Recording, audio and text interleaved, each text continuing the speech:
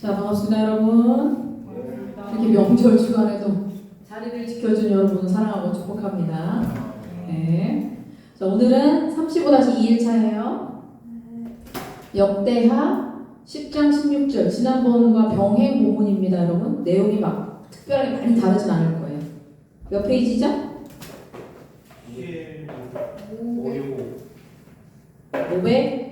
565페이지죠. 오늘 역대하 10장부터 16장까지 볼 거예요.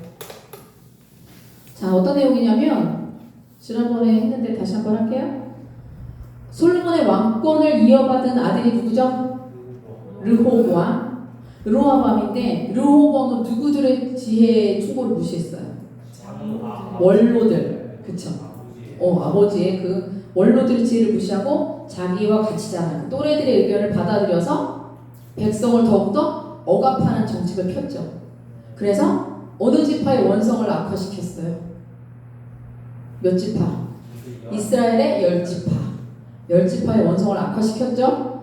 그 다음에 선지자를 통해서 하나님께서 여로보암에게 다윗과 같은 복을 주실 거라고 했는데 그 여로보암 그때를 기다리지 못하고 반란을 일으켰죠. 그래서 어디로 피난 갔죠?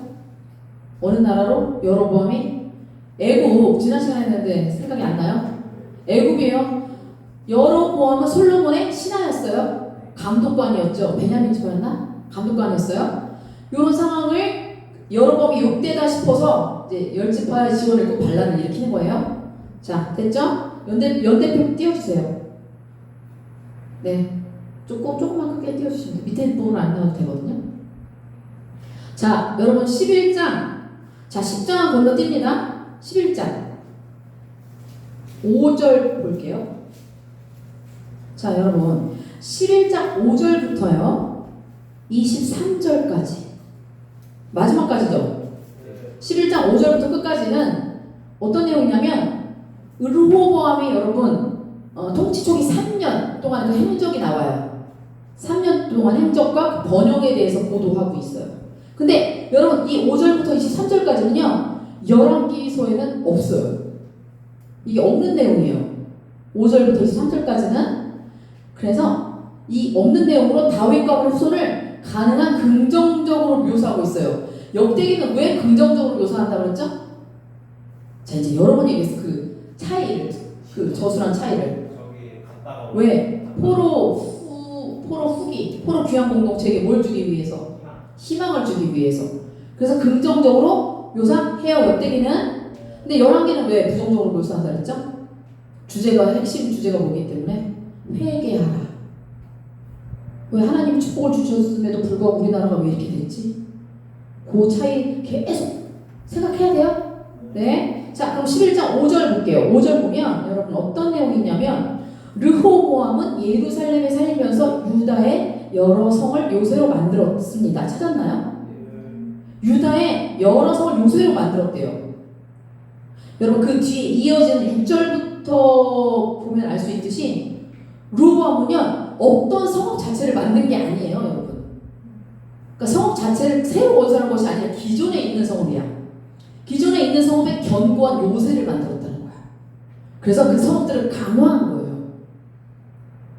그래서 15개나 만들었는데 15개나. 근데 왜 만들었을까요? 왜 강화했을까요? 르호보암이.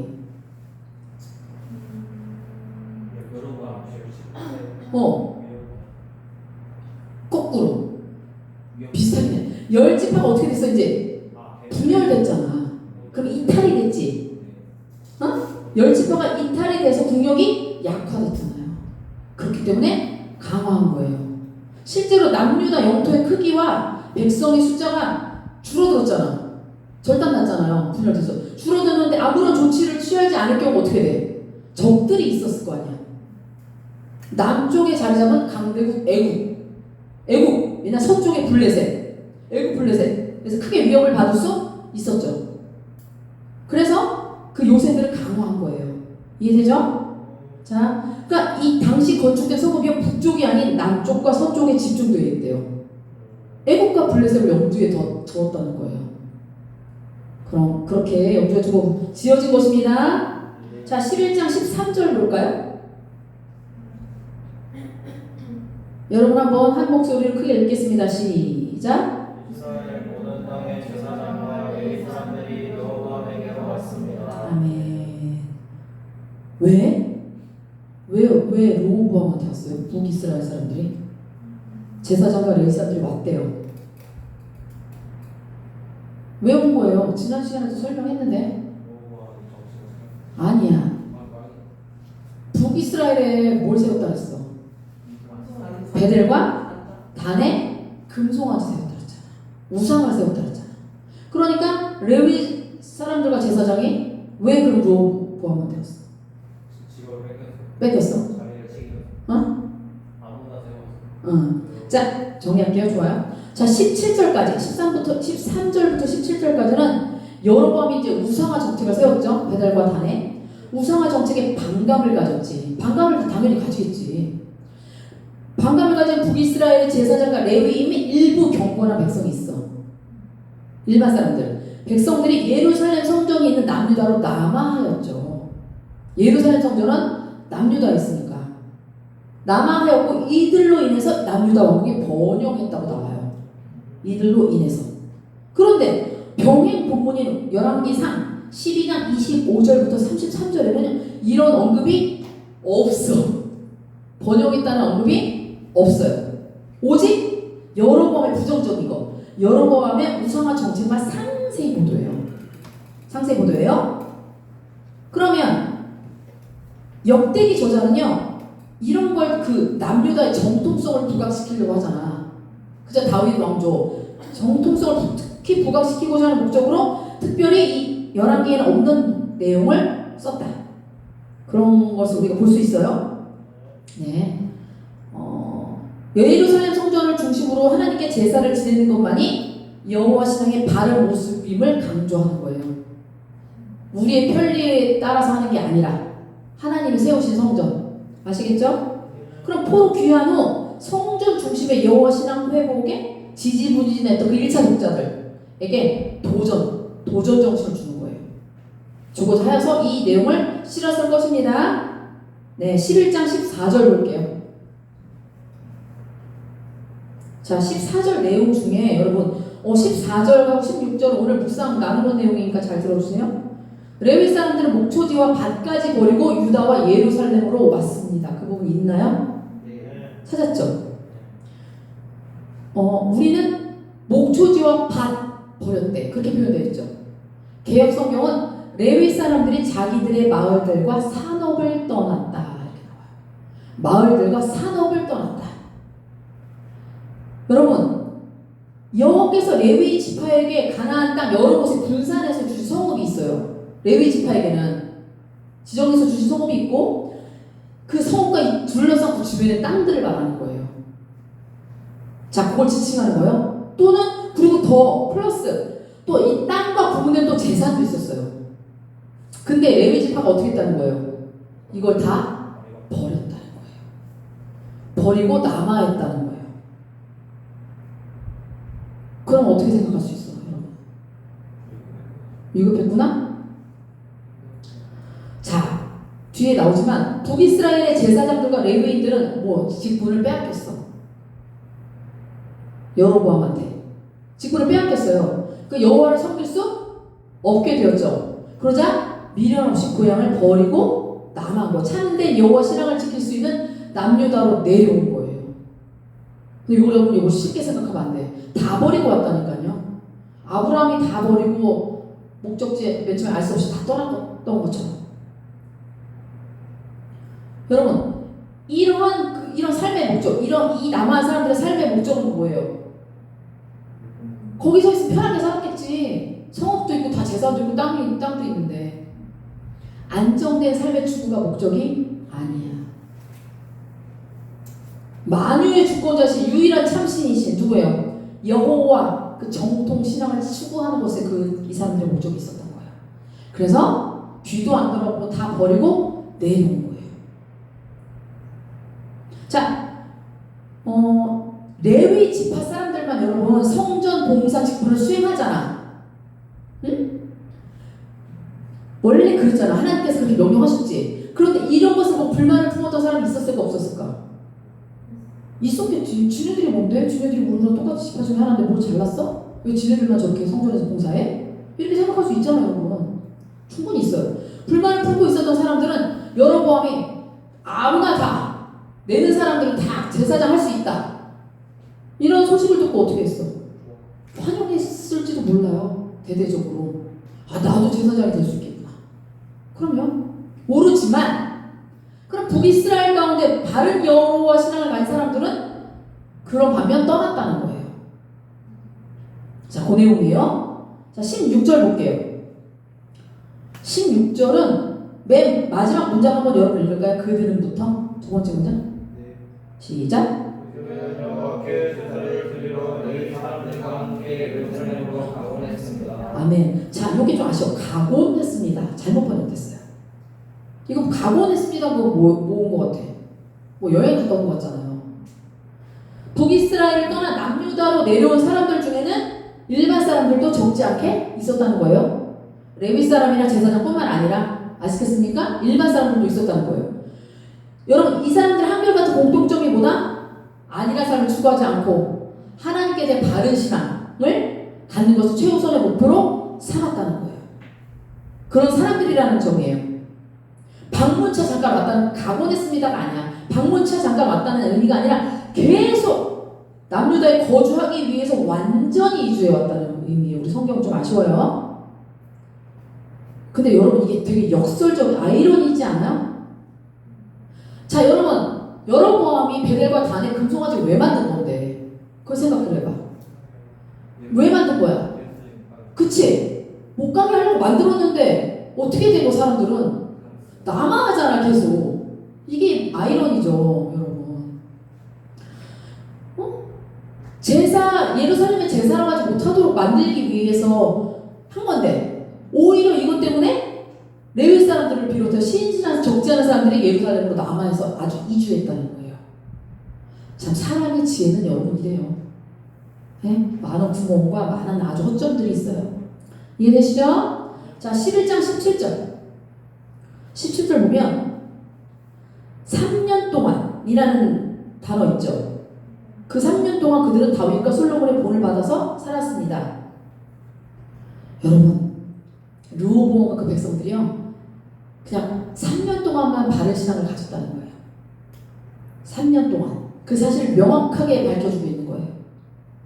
자, 4년째부터 르호보암은 교만해졌어. 나라가 이제 부강해지니까 그때부터 이제 또 시작입니다. 부강해지자 르호보암과 그 백성들이 교만해지고 더 이상 하나님을 필요로 하지 않았어요. 여러분, 우리 부강하지 않은 거 감사해야 됩니다. 여러분, 네, 부자였으면 하나님 막 떠났죠. 응? 그들에게 있어서 하나님은, 그러니까 여러분 잘 봐봐. 그러면 르호보암과 그 백성에게 있어서 하나님은 어떤 존재라는 거야? 어려울 때는 의지했다가 좀 형통하고 살만해지니까 감사의 대상이 아니라는 거예요. 근데 이게 우리 모습이죠. 우리도 별반 다르지 않아요. 그렇잖아요. 자, 11장 20절. 20절 다 같이 읽겠습니다. 시작. 자, 여기까지. 아멘. 압살롬의 딸 마아가와 결혼했습니다. 자, 압살롬 누구예요? 어떤 아들이야? 머리도 길고 엄청 잘생긴 아들. 그 아들이 압살롬이잖아요. 성경에는 그렇게 나와요. 반역을 일으킨 아들이에요. 자, 그러면 르호보암이 압살롬의 딸이랑 결혼했대. 르호보암과 다윗의 관계는 할아버지와 손자잖아. 근데 이게 어떻게 된 거야? 맞아, 이게?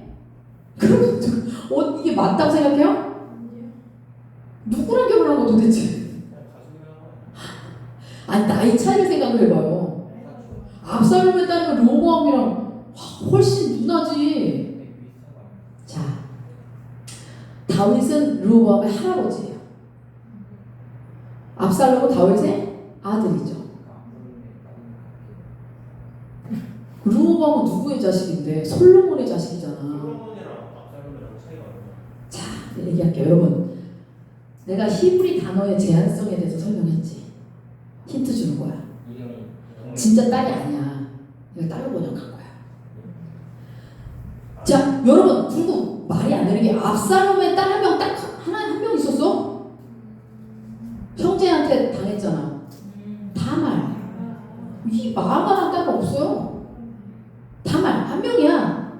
그리고 어려서 일찍 죽은 아들 3명밖에 없어요. 압살롬은. 사무엘하 14장 27절에 그렇게 소개되는데, 그럼 우리 성경이 딸로 번역한 바트라고 하는데, 딸은 바트는 손녀예요. 그냥 말이 안 되잖아. 손녀로 이해하는 것이 좋아요. 히브리 단어가 여러 개가 없다 했잖아. 한 단어에 어마어마한 뜻이 있다 했잖아. 한 단어에 여러 개의 뜻을 가진 특징 때문에 그래요. 아들이라는 의미뿐만 아니라 제가 지난 시간에 얘기했잖아. 손자라는 뜻도 있다 했잖아. 기억나요? 아버지 이런 뜻이 다 있어요. 할아버지, 아들, 할아버지, 손자 다 있어. 그 한 단어에. 이 바트도 마찬가지야. 바트도 어머니 뭐 다 있는 거야. 그러니까 마아가는 누구냐? 압살롬의 외손녀입니다. 딸이 아니에요. 알았죠? 근데 여러분, 우리 여기는 또 마아가로 나오잖아요. 뒤에 13장에서는 또 미가야로 나와요. 같은 사람이에요. 여기는 마아가, 뒤에는 미가야. 같은 사람입니다. 네. 11장 23절. 마지막 절이죠. 여러분, 이거 제가 읽을게요. 르호보암은 지혜롭게 행동했습니다. 그는 자기 아들들을 유다와 베냐민의 모든 지역으로 보냈습니다. 그는 모든 요새에 자기 아들들을 보냈습니다. 그리고 그들에게 양식을 넉넉하게 주었고 아내들도 얻어 주었습니다. 아멘. 왜 이렇게 했을까? 좀 읽었던 사람들 알 텐데, 자녀를 많이 뒀어요. 르호보암이. 그 힌트야. 멀리 보냈네. 흩어지게 보냈네. 왜 그랬을까? 권력 다툼 있을 거 아니야. 자식들 안에. 내가 왕이 될 상인가. 있겠죠. 그쵸? 자, 자녀들 사이에서 권력 다투가 벌어질 거라고 예상한 거야. 그래서 신중하게 대처한 거야. 실제 다윗은 어떻게 됐을까? 아들들 사이에 어떻게 했어? 서로 죽고 이랬잖아요. 권력 다투가 벌어졌잖아요. 그 르호보암 아마 그것을 보고 반면 교사를 삼았던 게 아닌가 싶어요. 그래서 르호보암은요 후계자로 아비야를 세웠어요. 제일 사랑하는 부인의 아들이에요. 아비야가. 서열상 아비야가 먼저가 아니에요. 사실은. 아비야를 제외한 아비야 어디 있어요? 여러분 여기 아비암이라고 돼 있죠. 아비암이라고도 하고 아비야라고도 해요. 네. 자, 아비야를 제외한 모든 자녀들이 이렇게 흩어보낸 거야. 예루살렘 바깥으로 유다와 베냐민 땅의 모든 견고한 성읍에 흩어 살게 하였던 것이에요. 왜 그런지 알겠죠? 네, 12장 넘어갈게요. 12장 2절. 여러분 여기 무슨 왕이 나옵니까? 이집트 왕 누구예요? 이름? 시삭. 이집트 왕 시삭이 예루살렘 쳐들어왔대. 르호보암 왕이 된 지 5년째 되더네. 시삭. 여러분 시삭은 누굽니까? 그러면 정답. 애굽의 22번째 왕조. 22번째 왕조의 창시자예요. 그 왕조가 또 시작되잖아요. 창시자예요. 시삭은. 자, 21년 동안 통치했어요. 21년 동안 통치했는데, 여러분 이 시삭이 누구냐면 여로보암이랑 연관이 있어. 어떤 왕이야 그러면? 여로보암이 뭐 했을 때? 그치, 피난 갔을 때. 그치. 여로보암이 애굽에 망명해 있는 동안 보호해주고 보살펴준 왕이에요. 시삭이. 그 인물이에요? 쳐들어왔어. 르호보암한테 쳐들어간 거지. 북이스라엘로 간 건 아니에요? 그러한 서로의 인연으로 여로보암이 이스라엘에서 반란을 일으켰을 때 아마 도움을 줬을 거라고 생각해요. 그렇게 추정해요? 그럼 이 시삭은 솔로몬의 통치기가 되는 감히 넘보지 못했던 사람이에요.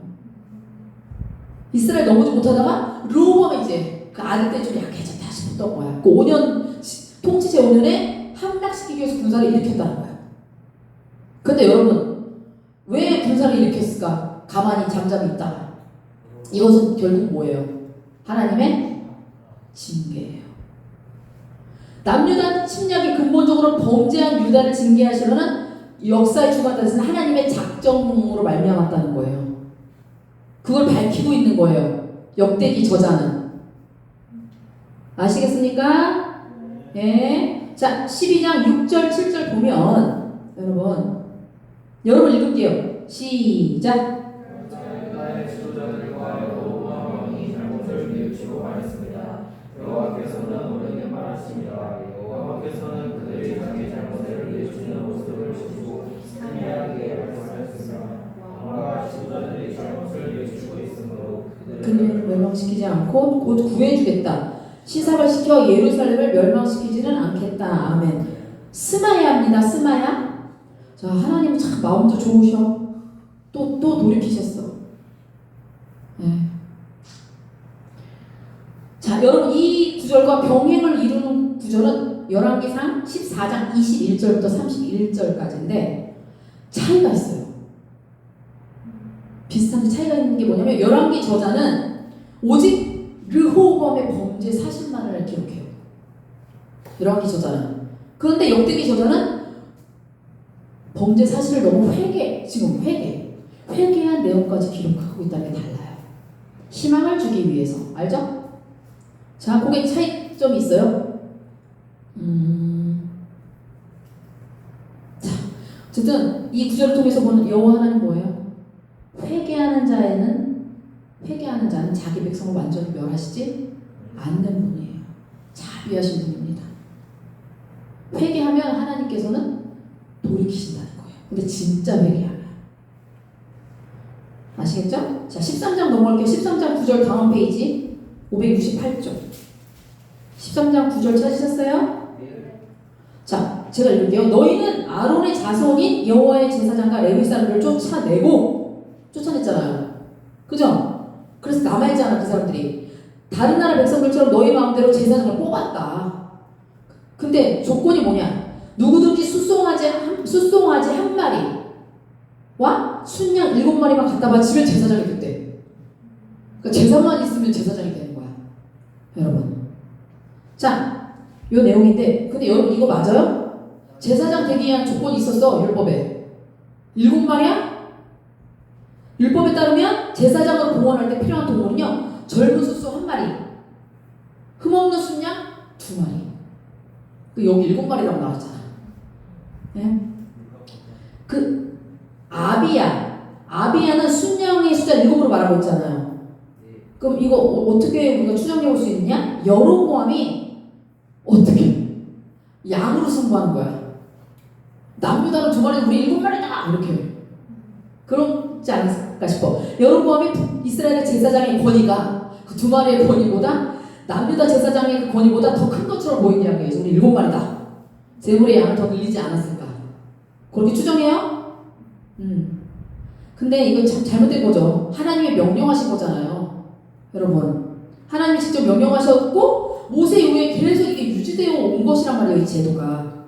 근데 인위적으로 여로보암이 바꾼 행동이야. 완전히 그 신정 왕국의 전통에서 떠난 거예요. 자, 아비야는 이런 사실을 집중적으로 부각시키고 있고 이번 전쟁이 여호와와 우상 그리고 신본주의와 인본주의의 대결이다라고 명확히 말해주고 있어요. 되셨습니까? 네. 자, 13장 21절 볼까요? 여러분, 아비야 누구예요?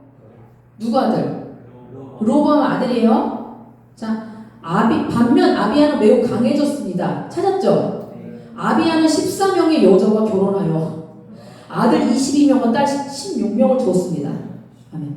자, 여러분 근데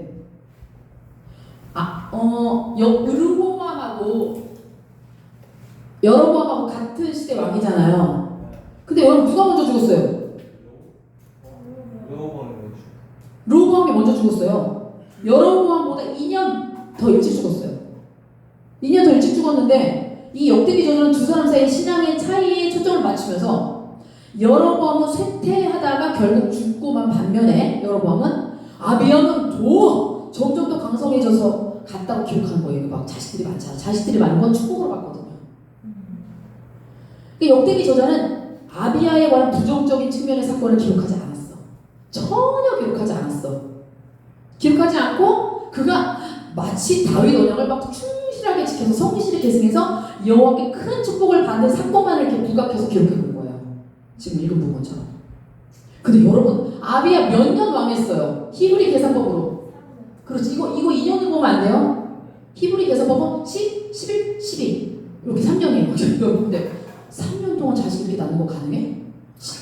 뭐야 시험관 뭐 실수한 거야? 쌍둥이만 다 난 거야? 이거 3년 동안 몇 명 낳았어? 세봐봐요. 38명. 3년 동안 38명 어떻게 낳아? 아무리 군이 달라도 3년인데 불가능한 거야. 자, 그럼 뭐냐? 아내 14명을 취해서 그들로부터 아들 22명과 딸 16명 모두 38명 낳았어요? 이런 가능성 희박해. 여러분 계속 나랑 놀보자고 애 만나요? 아니잖아요. 입양 없어 그러는데. 그러니까 여러분 이 자녀에 대한 이런 통치 기간만 얘기하는 게 아니야. 그쵸. 그 전에 왕이 되기 전에 부인을 얻었겠죠. 아닐 것이라고 봐요. 왕으로 즉위하기 전에 이미 결혼해서 적지 않은 자녀를 두고 있었을 것입니다. 꼭 왕만 결혼해야 되는 건 아니잖아요. 여러분. 그렇게 유추하면 됩니다. 저도 이상했어요. 어떻게 이렇게 많은 자녀를 낳지? 이러면서. 자, 어쨌든 자녀를 많이 낳아서 하나님께 축복을 받았다, 왕실에 경고해줬다, 융성해줬다라고 상징적으로 표현해주고 있는 거예요. 이때 이 기자는 1차 독자들에게 희망을 주기 위해서. 아시겠습니까? 14장 넘어갈게요. 14장 9절. 멘토님 말해서 그 지도 띄워주세요. 자, 14장 9절 여러 번 읽을게요. 찾으셨나요? 시작. 이디오피아 사람 세라가 아사의 군대와 싸우러 왔습니다. 세라에게는 많은 군대와 전차 승객대가 있었습니다. 세라의 군대가 말에사 마을까지 왔습니다. 네, 말해사. 자, 여러분 멘토님 요목이 좀 크게 될까요? 네, 좋습니다. 좀 흐리죠? 글씨는 보이죠, 여러분? 자, 설명 들어요. 일찍이 르호보암 왕이 저 마레사는요, 르호보암이 성 다시 강화했다 그랬잖아. 그 중에 하나예요. 저 마레사가 방비한 성읍 중 하나인데 서쪽 라기스와 베스베스 사이에 있어요. 맞죠? 라기스와 베스베스 사이에 있어요. 거기 있죠?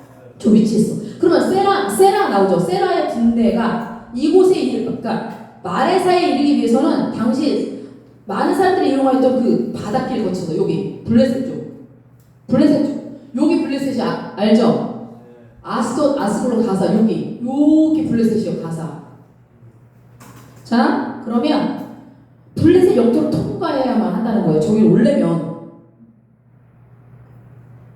근데 하나님께서 이기게 하셨어. 그래서 아사의 군대가 그알까지 뒤쫓아가서 이겨요. 그알. 여기서 이렇게 뒤쫓아가서 이기게 하셔요. 그알 보이죠? 이 블레셋 바로 옆이에요. 자, 아래사는 저 위치입니다. 자, 15장 넘어갈게요. 15장 1절. 거기다 맞춰갑니다. 자, 여러분 읽겠습니다. 잠깐만. 15장 1절. 시작. 오뎃의 아들 아사랴에게 들어갔습니다. 아멘. 여러분, 아사랴가 누구라고 나와요? 누구의 아들? 오뎃의 아들. 오뎃은요, 여러분, 회복시키는 자 그런 뜻이에요. 회복시키는 자의 아들. 그런 뜻인데, 또한 아사랴 누구야? 잠깐만요. 아사랴 이름 뜻은 뭐냐면 여호와께서 도우셨다라는 의미예요. 여호와께서 도우셨다. 근데 여러분 8절을 한번 볼까요? 뒤에 넘겨서 15장 8절.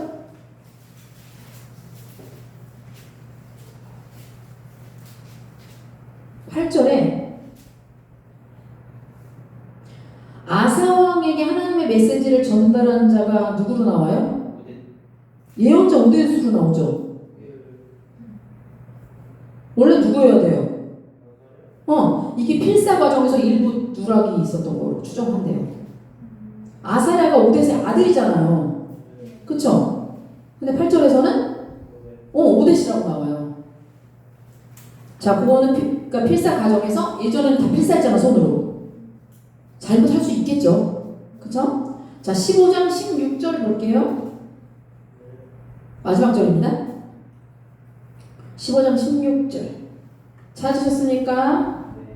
여러분 큰 목소리로 한 함께 읽겠습니다. 시작. 아사와는 자기 어머니 마아가를 태우의 자리에서 물러나게 했습니다. 그것은 마아가가 주께서 여겨하시는 아세라로서 건축했기 때문입니다.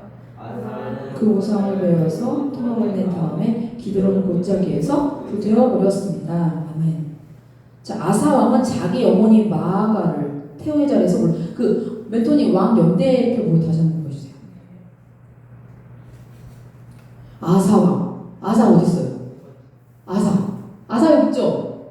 아사 저기 있어. 마아가는 누구예요? 마아가는 누구의 부인이었지? 안 읽어서 모르는구나. 르호보암의 부인이요. 르호보암이 사랑했던. 근데 누구 엄마라고 나와 마아가가? 아사의 엄마라고 나오잖아요. 또 할머니잖아. 이해돼요? 마아가는 르호보암의 짝꿍이라고. 근데 손자지 아사는. 르호보암이 손자인데 자기 부인을 어머니라고 표현했잖아. 이해돼요? 자, 그럼 왜 그런가? 마아가가 아까 압살롬의 외손녀라고 그랬죠? 압살롬의 외손녀라고 했잖아. 마아가는 사실 아사왕의 할머니라고, 조모라고. 맞죠? 조모인데. 그러면 그녀는 마아가는 아비야의 모친이야. 아비양. 그쵸? 맞죠? 아비양의 모친이야. 아비야가 3년 동안 독자고 죽었다 했잖아. 그러면 죽은 후에도 유다 왕실이 태우의 자리에 있었던 거야. 이 할머니가 3년밖에 안 하고 죽었잖아. 그 태우의 직위를 유지하고 있었던 거예요. 그래서 아들 아비야가 3년밖에 통치하지 못하고 죽었기 때문에 계속 자리를 지켰던 거야. 근데 이게 뭐라서 히브리어 단어의 제한성이라고 그랬잖아. 딸도 되고 할머니 되고 어머니 되고 다 된다 그랬잖아. 아버지, 손자, 할아버지 다 된다 그랬잖아. 그렇게 이해하면 돼요? 네.